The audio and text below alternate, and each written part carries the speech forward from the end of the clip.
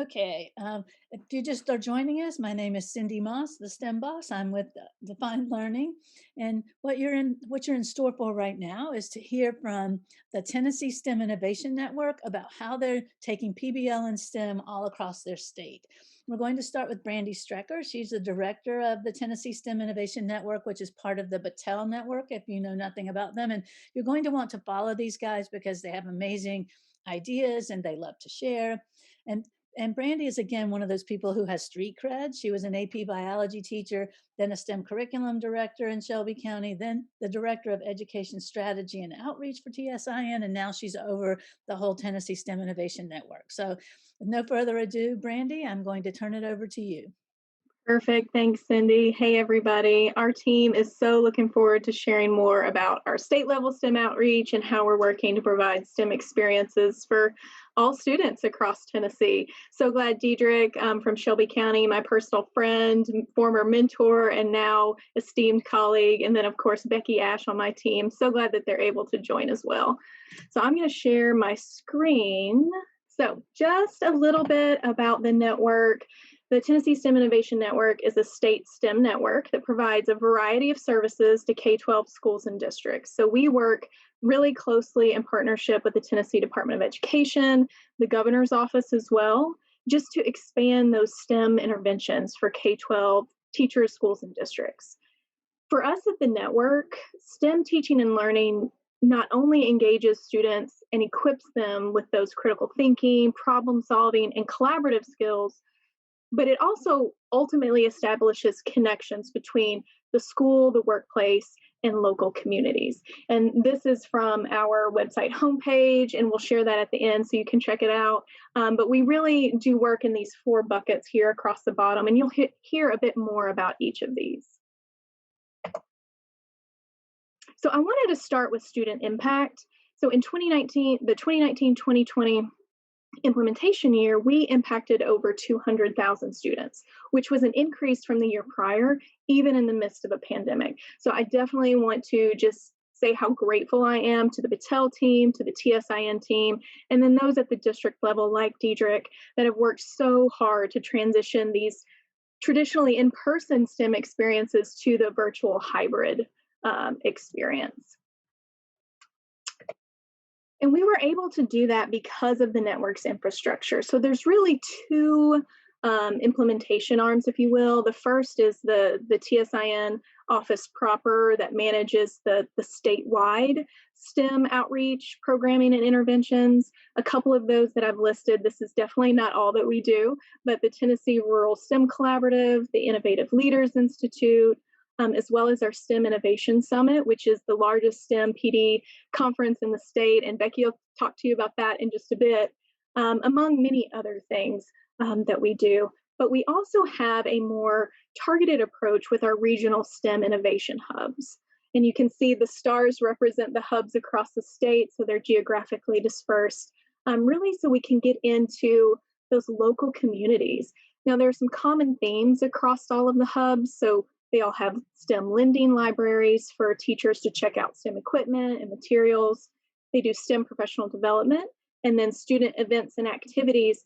But that PD and those events and activities are specialized or personalized for the counties and the region that each hub serves. They do needs assessments just to make sure we're meeting their needs at the local level. So it starts, with the broad statewide implementation that we manage, then it funnels down to be really targeted for those regions.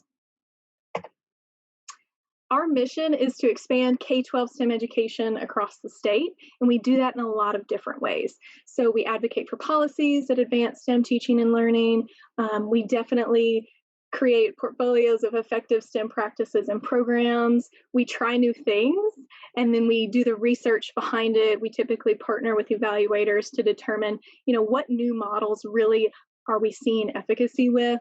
And then we try to develop partnerships across the state with not only educational leaders, but state level leaders and then industry partners. And I'll talk to you more about partners in just a minute. But I just wanted to share a personal goal. So my personal goal is really to develop consistency in the language and the way that we describe STEM education across the state of Tennessee. So you may ask, 5 people, what is STEM education? And you might get 5 different answers. And that's really where the network comes in. We want to just build that definition of what STEM education can look like at the school level, to provide that consistency. And I have a video I want to show, and it's geared towards Tennessee teachers that sheds a little bit of light on how we define STEM.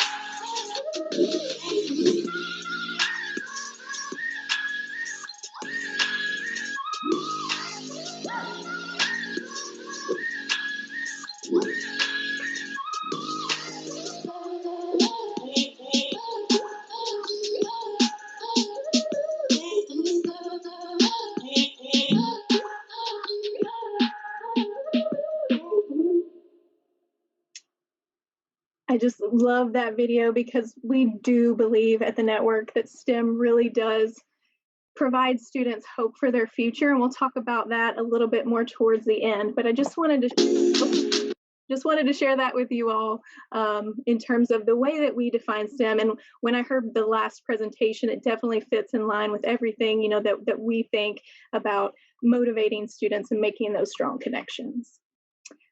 I just wanted to mention our partners. Our primary partner is the Tennessee Department of Education, but partners like Defined Learning make our work possible. We want to leverage their expertise. It really makes the work that we do timely. We want to make sure our programs are influenced by industry because we know STEM does lead to post-secondary success. And you can see a variety of organizations listed there that we do get feedback from often and use it to inform the work that we do. And then I just wanted to mention our regional STEM hubs one more time because 6 of the 7 are housed in post-secondary institutions, so universities or community colleges, with the exception of 1. And they really do give that post-secondary lens and perspective to our work. So I feel like we have such a strong, just kindergarten to career pipeline of stakeholders and people that really believe in the work that we do. So I want to thank them. And in terms of statewide strategic planning, the way that we approach STEM for all students, there really are these 4 key buckets. The first is STEM school designation, which is the backbone for the work that we do. And I'll show you what I mean by that in just a minute. We also provide professional development for educators in all things STEM, and Becky's going to talk to you about that. We offer classroom opportunities as a way to get teachers and students engaged. And then our governor has challenged not only the Department of Education, but the network with helping to train teachers so that they're highly qualified to teach computer science as a workforce development piece. And we definitely believe in computer science. So Becky has been heading that work up. She is phenomenal in that just really comprehensive effort to get computer science off the ground for Tennessee. So Cindy, I don't know if there's any question. I can't see the chat, but I'm going to jump into STEM designation if we're good to move forward. Yes, go ahead. If there's any. Oh, perfect. Okay. So STEM school designation, like I said, is the backbone of a lot of the work that we do. Everything that we do ties back to this. It's a roadmap for quality STEM implementation at the school building level. It's a very intensive process. So schools apply to be STEM designated. We manage the process for the Department of Education. They submit a portfolio application, and they start in late summer, early fall, and the whole process goes through the end of the academic year, all the way through May. So it's very intensive for the school, but everything's aligned to the designation rubric, and we can share this information with you afterwards. But that rubric was developed in partnership with the Department of Education, the network, and the Tennessee STEM Leadership Council. And it really brings in diverse stakeholder perspectives. I think it represents everyone and what we think of when we think quality STEM education. And the governor, and I'm so thankful the governor and the Department of Education continue to support and value STEM school designation, so much so that they've allocated $10,000 grants to schools that earn designation, which is a huge investment. And you can see from the map, we started with 15 STEM designated schools in 2018, and the governor's office challenged us with tripling that number by 2023. And I'm so proud to say we were actually able to surpass that metric last year. We're currently at 48 STEM designated schools. So within the map, we definitely have some areas we need to do some targeted outreach to, but you can see it's a pretty good statewide distribution for the third year of implementation.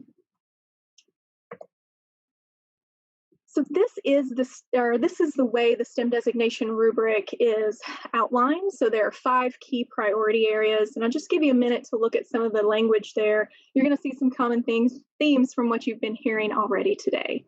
So school environment, leadership, STEM action and sustainability, project problem-based learning, engineering design process or design thinking, performance assessment. So those performance tasks are a big piece. And then, of course, community and post-secondary partnerships, making that connection to careers and jobs that students might one day see themselves in. And then I just added this graphic because I just wanted to show how each piece within the designation rubric builds upon the next. It may be hard for you to read, but we'll definitely share this out. And schools use the designation rubric itself as a part of their school improvement process or their school improvement planning. It's not you earn designation and you're done. Like, this is a school culture. It's almost like this is a lifestyle. Once you start down this road, you just want to continue to create better experiences for students. So I'm going to stop there and turn it over to my colleague, Becky Ash, who's going to talk more about our computer science and professional development efforts. Thank you. Hi, everybody. So what you need to know about me is, like Brandy, I was a science classroom teacher, but then I went on to be a principal of a magnet technology high school, and we were among one of the first year of STEM designated schools in Tennessee. So I'm thrilled to have retired from that and get to work full time with the network now, but we keep that user's viewpoint in everything that we do. So I love that Brandy talked about the network being there to bring consistency to the dialogue across the state, because if we do our job well, what will happen is, whether a student is living in the most rural, remote area of Tennessee, and Tennessee is more than 77% rural by socioeconomic and demographic factors, whether they live there or they live in Memphis, which is our largest city, they'll have the same opportunities for exposure to careers in STEM fields, and they have that understanding. So part of that in the 21st century is understanding the role of computer science. And our goal in our computer science offerings is not that every child leaves high school able to be a computer programmer. It's that they understand the basic mechanisms that allow computers to operate. and that they might have a little exposure. So when they're on an app on their phone and something's not running right, they might be able to have a couple troubleshooting ideas before they go on. But for us, that means that computer science is integrated into their educational experience from kindergarten, actually pre-K through 12th grade. And it's not necessarily a separate class, although it can be for those who want to dive deeper into it, but there's an exposure level for everybody. Next slide, Brandy. So in order to get to that point, we've got a multi-pronged approach. And one of the things that we've done is thinking about it from the teacher's perspective. And we are aware of those small schools in those rural counties where a teacher who's interested in computer science might be the only teacher in the building with that interest, or the only teacher in the building teaching those classes. So we wanted to find a way to create a statewide community of learners so that they can support each other. So we worked with the Computer Science Teachers Association to charter the first statewide chapter of CSTA in Tennessee. It just got off the ground in May of 2020. What a great time to start a new teacher organization, right? But they're gaining momentum, and we expect them to be doing great things. And then we work in partnership with other large organizations that I'm sure you'll recognize the titles of those, in an effort to make lots of opportunities available for teachers so they can find the one that fits them. And then we sponsor some of our own, like the digital readiness training.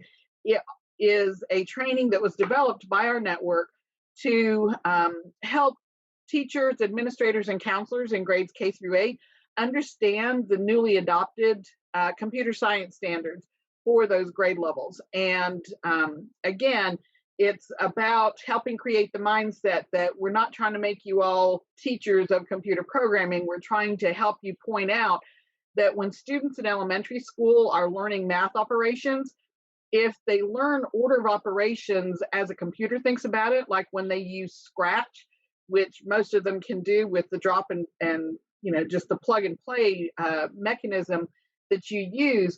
Once they understand that, then you go back to your math lesson, and all of a sudden, being sure to do this first before you do that action, it's like, oh, I saw that on this other piece on the computer. So we're just trying to help them make those connections.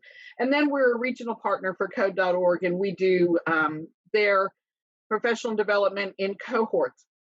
We also work with the Tennessee Department of Education in an advisory and advocacy capacity to try to help bring that classroom level lens to their work, and we just try to capture the synergy among all the stakeholders that we work with.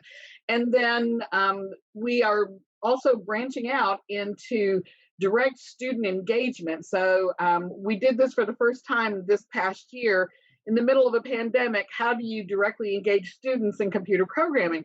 And we got inspired by all the virtual marathons that were going on. So we had a virtual coding marathon, and students logged in, they were assigned a race number, and then they had 3 weeks between Thanksgiving and Christmas in which to record, and we had to trust their honesty, but they recorded on a form that we sent them the hours they spent in coding activities, and they could choose what activities they wanted to do. And then at the end, when they finished their hours, we asked them, what new skills did you learn? What did you create from it? And we got answers all the way from elementary age kids saying, I learned how to make the frog jump in Scratch, to AP high school students recording that they debugged the program that they were working on to do something for their AP portfolio. So it was awesome. And we had well over 500 students express interest. We had well over 200 logging hours, and you can see there that they logged 2,831 hours of coding. And those that completed 26.2 or more hours in the 3 weeks received that marathon medal that you see in the upper corner of the screen. So, and I'm not belittling it at all, but the thinking in developing it was, nerds deserve medals too, and a lot of them may not ever get a running medal. So that was what we did with them. Next slide, Brandy. And you can see that what we're trying to do is simply engage the students specifically with a computer science exposure, but that means we've got to do a lot of learning with teachers. And next slide, Brandy. We do it in a portfolio method. Our thinking is there's no silver bullet. There's no single strategy that's going to strike the teaching style of every teacher, just like there's no single teaching strategy that's going to ignite the learning in every single student. So we choose to offer it along a continuum. For people who might be the only ones in their buildings with the fire, with the interest, they might take advantage of one of our learning cohorts. You can see the list there on the left. And those are people who usually participate either as individuals or maybe in a small team of 2 from their school. And we try to create communities of practice among the cohorts that are spread across the state. Then we also support the content, and actually we more strongly support the habits of good STEM teachers in the STEM programs of study that our state career and technical education department sponsors. And we work to incorporate the best practices and the culture pieces of school into that. And then lastly, we do have a menu of offerings where we will go into a school and work with the staff. We personalize the presentations. And you can see from the list of the topics that we do that Defined Learning has just offered us this beautiful scaffold. So we come in and we talk about the structure of a well-designed PBL, and then we can say, but you don't have to start from scratch. Here's a library of them. And the use of the Defined Learning Library lets teachers have early success, and more importantly, lets their students have early and quick success in participating in the projects, and that makes them want to do it more. And then, of course, the inclusion of the design thinking that's a part of all of the PBLs and Defined Learning just further reinforces what we do and what we support and promote as evidence of best practice. So the whole idea behind our network of supporting teachers in developing as educators across their career has to do with multiple entry points, whether it's as an individual in your staff, all the way up to school level where it's the leader of the school that wants to see it move forward that way. And one of the things that we do, next slide, is to yearly, we have a wonderful convocation of the best practices from across the state. And this year, we're joining all the other organizations to have a safe and socially distanced event. So our STEM Innovation Summit will be virtual this year for the first time.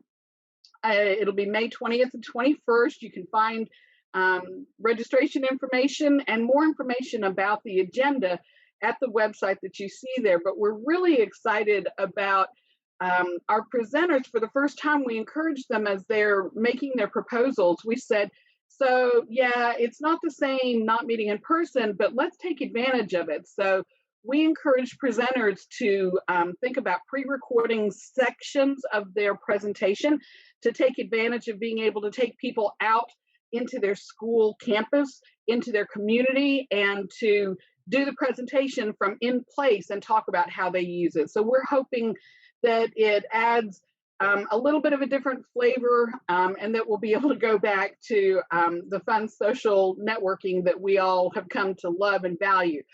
And we're also thrilled this year that some of our key features of the conference include an address by our State Commissioner of Education, Penny Schwinn, but also General John Raymond from the United States Space Force is going to address our attendees, and we're really excited about that connection to, you talk about being on the cutting edge with STEM. Whoa, you can't get any better than that. And then we have Natalie Nixon as a featured keynote speaker. She's the national author of The Creativity Leap, And if you've never seen one of her videos, she is one, the energy just jumps off the page. So we're really excited about the potential of these folks helping teachers uh, reignite the spark at the end of a very long year that this has been, and get them ready for the summer and recharging and fresh ideas and making new connections with others that are across the state. And that kind of wraps up how several of the things that we do for professional development. And I think Brandon's going to talk about classroom opportunities. Yes, thanks, Becky. We're so excited about the summit and the work that really Becky has led the charge on behind professional development across the state. So please reach out to her if you have questions or want to know more about any of that. One of the other buckets or areas of focus for the network are classroom opportunities. Like Becky said, there's not that one silver bullet. We want to make sure we have a wide portfolio of ways to connect with teachers and students. So one of those ways is to offer a free middle school STEM career awareness curriculum. We offer that for free through the network. Due to the investment by the governor's office and the Department of Education to grades 5 through 8 across the state. And Define Learning is our partner in that particular intervention. And I can just tell you, and I'm sure I know Ben Bruce is on the webinar as well. We've seen great success with having this be that starting point for PBL. So we're so glad to be partnered with them and to offer that. We also sponsor a statewide design challenge. This year's focus is on entrepreneurship. So student teams across the state, K through 12, are developing solutions to create a social enterprise. So a job for good. They're trying to make a difference in their local communities or in the state or in the world. And then we also sponsor classroom mini grants with our partner, the Tennessee Valley Authority. Anywhere from, I believe, $500 to $5,000 as seed money to start STEM programming at the classroom or the building level. And then we sponsor STEM Excellence Awards that we get tons of applications for and wish we could award all of them, but we do offer the 4 awards that you see there. So that's the high level state view and the way that we approach STEM education and outreach. But I'm really excited to turn it over to Diedrich McGee to chat more about how Shelby County specifically integrates STEM into the work they do. Thank you so much, Brandy and Becky. I guess I can't say enough. I love that it's called the Tennessee STEM Innovation Network because the power is truly in the network of people, right? I look at this picture now and I do get a slight tear in my eye because, man, when will we get back to being together, right? And I must admit, once upon a time, I probably was social distancing before it was social distancing, right?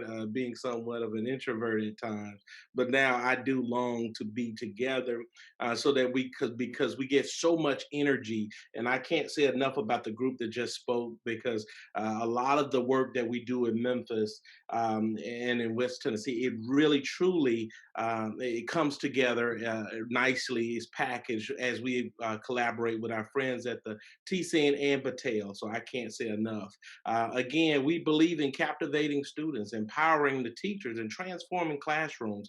Every child, and I will repeat, every child deserves an enthusiastic educator, one that's not afraid to take chances. Well, let's take a look at the next slide. There we go. So when we start looking at this and we start thinking about what is the landscape that we have here? One of the things that we're proud to say, we definitely have a good number of focused programs that just say STEM, right? Just say STEM. However, we have a larger number of IT or computer science teachers. We have a lot of teachers that's doing advanced manufacturing. We have an emerging program around agri-STEM. And what does all that mean? Again, we're trying to grow that landscape to where every student gets that some type of experience, right? We have a dedicated middle school team that's looking to grow in the middle, right? Why? Because the middle school is an optimal time to start planting that seed that students can truly be whatever they like to be. And what do we want to do? I think someone said it earlier. We got to put it in front of them. They have to be able to touch it. What happens?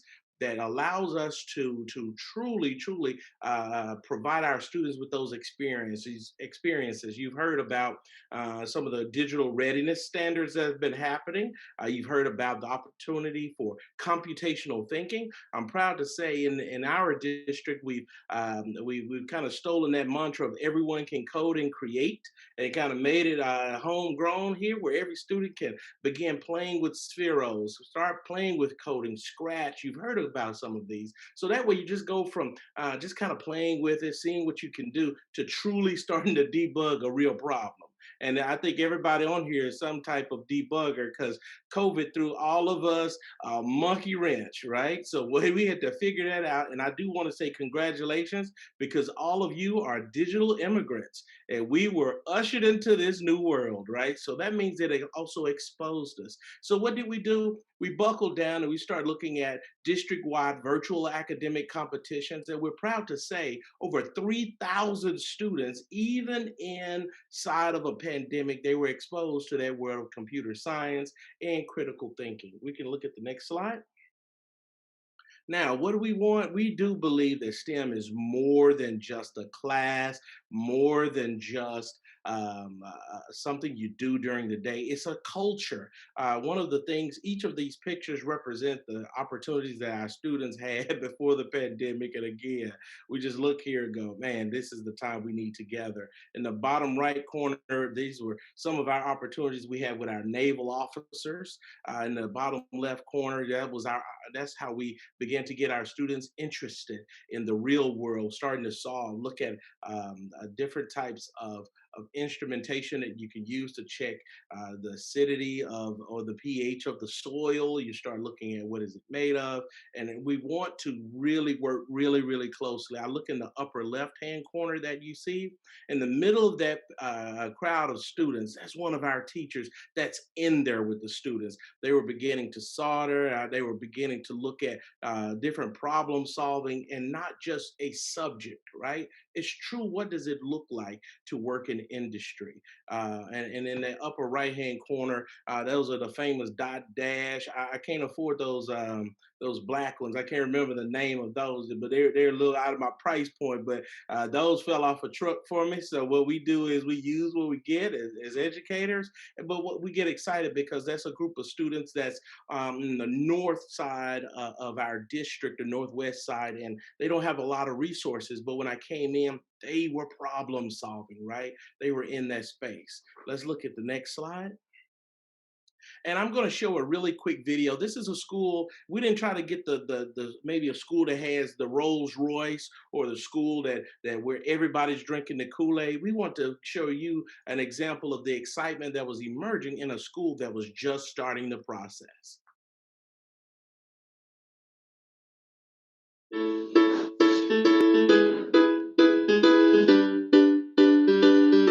One thing I like about my school is the fact that we get to be ourselves.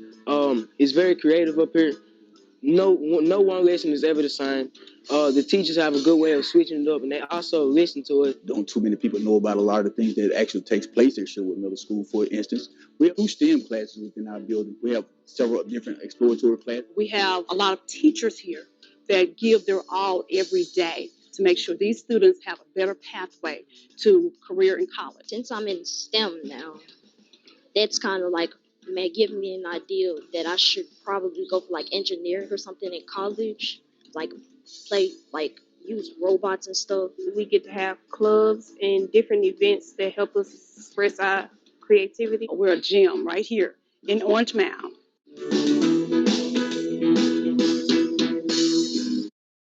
And this particular school, thank you so much for that, Brandy. This is a school that really began to embrace the work I'm going to speak to about from Defined Learning. One of the opportunities that they took was they took that tiny house and they said, look, we need to solve one of the problems, because in that particular area, it's a food desert. In addition to housing has now, basically the rent has gone up. And so the students in that area were struggling. So they wanted to think of how could they solve it. I'm not going to read to you, but essentially what you see before us is a statement that we put on our walls, we put throughout, we want it embedded. We want to say our students should be connected. Again, they should be connected to the real world, connected to careers, connected to what they did not know they could become. And those are the real world contextual problems. Because again, unfortunately, I think we got a lot of, yeah, some of you are young whippersnappers, but the ones behind them, man, I don't even know what they're talking about anymore, right? My oldie station is the stuff I thought was current. So I want you to know I get excited, and I want you to know that that in our area we're trying to truly evolve into that group that we want to imagine our students, right, becoming something that they did not know they could become. We want to inspire them to now start digging a little deeper, problem solve, so that they can now innovate, create something, and not just become a consumer, but a producer. Let's look at the next slide.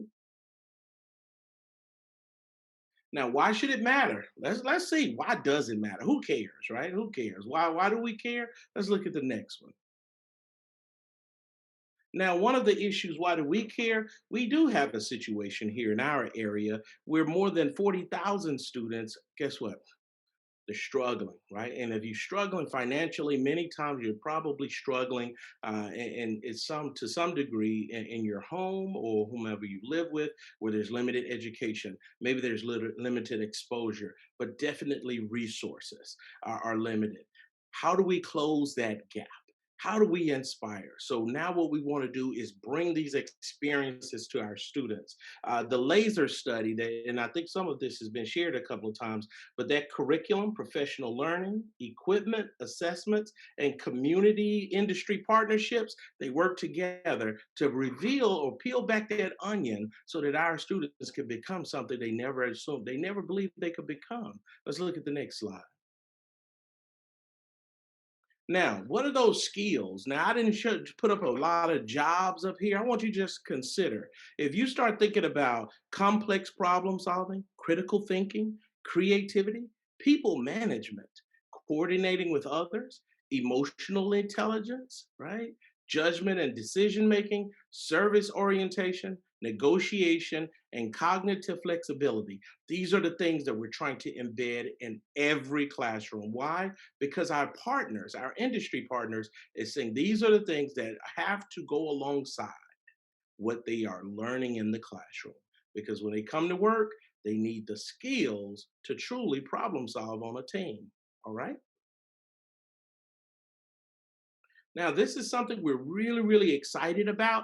These are but a few areas. I tried to get them all on this screen, but I think the more I put on the screen, the smaller the words get, right? So, just a couple of opportunities where we're digging in. It's advanced STEM and engineering, agri-STEM, automation and robotics, aviation, and technology. Why are we focusing on these areas? Because you will find them in health science. You will find them transportation, distribution, and logistics. You will begin to find them in every facet of your life, right? Because one of the things that I did not do that I wish I would have is invested in Amazon. He took advantage of us, right? He was ready. Why was he prepared? Because all of these pieces were in place at the right time. I think they said success is when preparation meets opportunity. We need our students prepared. I do want you to scribble something down for me if you're still listening. You know what? A lot of our pilots and a lot of our aviation mechanics are at or near retirement age. These are jobs that are going to be needed immediately. Next slide. And when you talk about the four C's, the profession, of course, we need the communication, collaboration, creativity, and critical thinking. What we did was we doubled down on this with our professional learning, relevant experiences. I'll speak a little bit more about it in a moment. But one thing that we did was we started in 2018, and we had 1,000 student certifications in our district. Today, or basically 2021 up to we've now set a goal for ourselves of 5,500 student certifications. Last year we had right at about 2,513 certifications, and that was within the pandemic. Right, that means students can do and they can overcome challenges. Next slide. Diedrich, before you talk about the next slide, on the certifications, there's a question that popped up in the chat about how are you encouraging girls to enter those fields? Do you have any sense of how many of those certifications might have been earned by girls, or what are you doing to encourage females? Two things. One, yes, yes, yes, yes.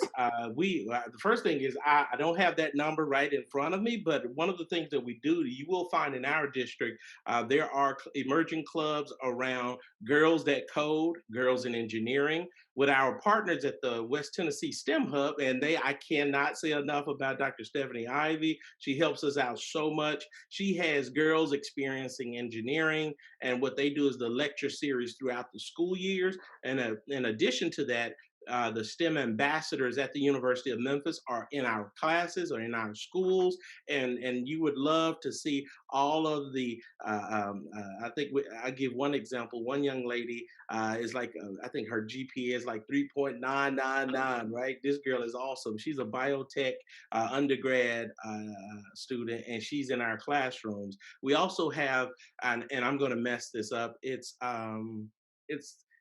I think it's the Southern Women Engineering Association. Yeah, forgive me, I butchered that probably. But they are they adopted one of the zip codes in our area, and they are awesome. They're also a part of our spotlights to expose our students to these careers. I'm hoping I answered that question. That's one of the things that we're attempting to do. We can't do enough, right? Because that's not touching every student. It's just like you see in front of you, it's the design thinking. And that's the part where we were so excited to learn about defined learning. We were always going into the lab, working together. I said lab, we go into the thinking closet, if you will, and we're trying to create our PBLs, right? So we were excited when we saw the defined learning piece. So I think let's look at the next slide. So what did we begin doing? Well, we saw a few of the examples. So one of the first ones that we really absorbed was the backpack designer.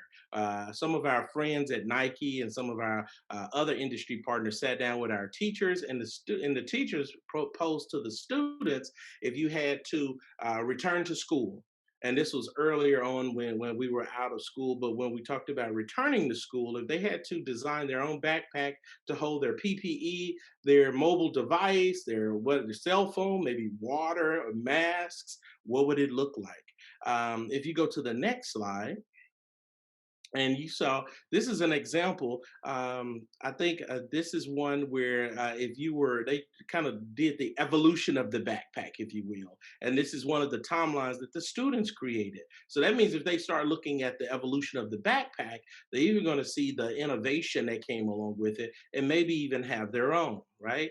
I can't say enough about the excitement that we've had. If you'll go back one slide, Brandon, my apologies. One of the things that I love the most is the approach. If you look down on the bottom left hand side of the screen where they talked about the audience many times became, and it just kind of happened organically. They started bringing in the teachers invited our industry partners into their classrooms so that the students could present to the industry partners.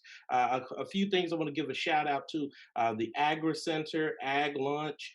Tennessee State University, TCAT, the University of Memphis, and we have, and I'm probably going to get shot later. I forgot about the others, and I can't brain freeze there. But one of the things I get so excited about that our partners are in the classrooms and they're also saying, hey, would you consider this? Or how do you improve this one? We just did a really great mask design challenge with Tennessee Tech where the engineers gave feedback to what the students created, right? So that means they wanted to improve it and they gave them suggestions on their designs. You can skip 2 slides or go up 2 slides. Awesome. And as we get ready to close, this is again the times that I miss the most, the experiences of the students. On the left side, you see a student there. That's actually one of the, that thing is awesome. If you touch it, it feels like tissue, right? You touch the organs. Actually, if you notice, everyone has gloves on. This was pre COVID, right? But you couldn't touch it with your bare hands because of the germs and some other things that will deteriorate what it's made of. And on the right side, the students there, they were kind of playing with the sounds, and it was just great to see them really touching and creating and sharing, giving feedback. We can go to the next slide. And I won't read all these. It's just the main thing is he says, hey, the upper left hand corner says, hey, I like careers like biomedical engineering, right? A lot of our students did not know what biomedical engineering, they never heard of it, right? So that's what we begin to look at. And finally, was that it? Let's see, is that the last slide? I think it is. So one of the things that thank you so much for the time with us today. I can't say enough about utilizing those examples from the PBLs with defined learning because it gave us a starting point. And one thing that I'll leave you with is I think Dolly Parton wrote, I Will Always Love You, or she did the original, but Whitney Houston brought it on home. We want your students to bring it on home. They can take those PBLs and modify them, bring in your partners, and have fun with it. We can't just say enough about working together in a network like this. So thank you, TC, and thank you for Divine Learning. Thanks, Diedrich. Yeah, I'm just so happy to hear about all the work that's happening in Shelby County, my former district. It's just great to see that kind of all condensed into one setting. So I just want to leave you with one last thought or question rather. When we sit down as a network team and really think about the programs and interventions we're going to offer students, we ask ourselves this question: how might we create opportunities for all students to feel hopeful about their future? So I want to encourage you to ask yourselves that as you're identifying different opportunities for the kids and the teachers that you serve to experience learning in a different way. And research defines hope as really just having a goal and then a path to achieve that goal. And if we can accomplish that through STEM education, we are doing our jobs right. So thank you all so much. Cindy, I don't know if questions have come in or how you want to I don't wrap it really up. see any others. I see lots of great comments. People said they had done the same PBL. I think you guys on the webinar can see the power of the Tennessee STEM Innovation Network and the great leaders they have in Tennessee, like Diedrich. You might want to take a picture of this so that you can, or save it in some way so that you can be in contact with them. They love to share. They want to help other people. And they remind me of a South African proverb that says, if you want to go quickly, go alone. If you want to go far, go together. And that's what the Tennessee STEM Innovation Network really stands for. They're amazing people, amazing leaders, and we really appreciate you sharing your work today with everybody. We have about 12 minutes to the next webinar. And in the next webinar, we're going to hear from our friends at Richardson ISD, a suburb of Dallas, where they are working hard to do STEM for all, just like the Tennessee STEM Innovation Network. So take 10 minutes, go to the bathroom, get a soda, get a copy, and come back. You have lots more good things to hear. So thank you guys. STEMtastic job, TSIN.